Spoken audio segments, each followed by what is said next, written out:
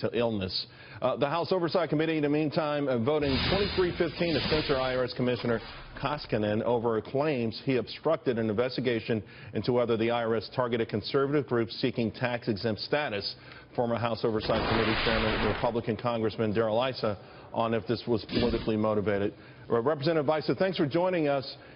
This seems like a good first step, but I think a whole lot of people, particularly those targeted, would have liked to have seen an impeachment of Koskinen as a message, not only to this administration, but to anyone who would actually take the IRS and weaponize it against political foes. Well, you're exactly right that more should be done, but to a certain extent, the chairman's hands have been tied. We've referred in the past criminal charges against Lois Lerner with actual investigation.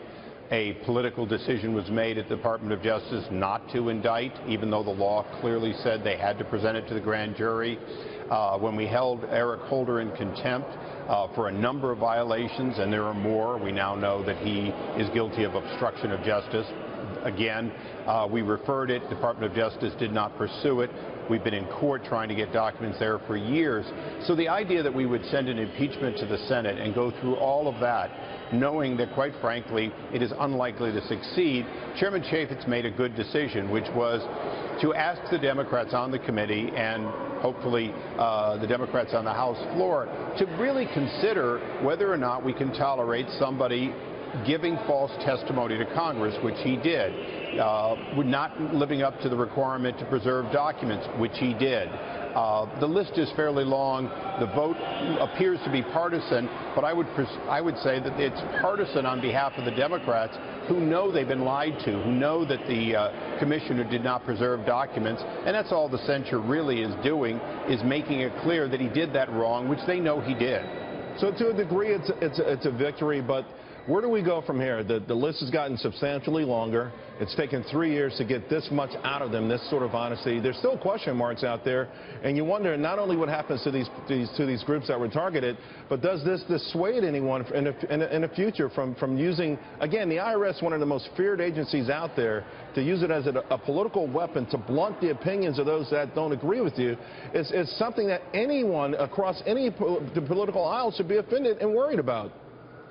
Well, they should be, but unfortunately, partisan politics is causing a slowdown. But let's get to the root of all of these. Whether you're talking today about the IRS commissioner, who basically is guilty of a cover-up and false testimony about Lois Lerner, because he was brought in to clean it up, and apparently he cleaned it up a little like maybe the CIA sanitizes an execution. It disappears. But what we really have is we have Congress, the House and the Senate, who have found themselves neutered over the last many years by a president who doesn't respect the Constitution and is perfectly willing to do things the way he wants, and then dare us to do something. We find ourselves with few tools. So what the American people should be asking during this election and after the election is, when is Congress going to live up to its duty, rebalance so that a president is not an emperor?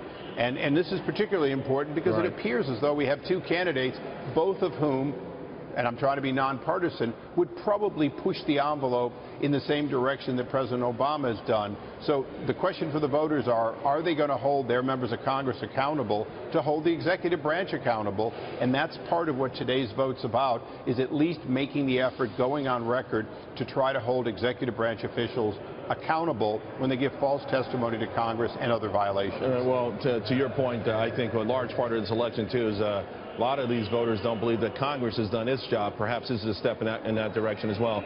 Representative Issa, thank you very much. Really appreciate it. You're most welcome.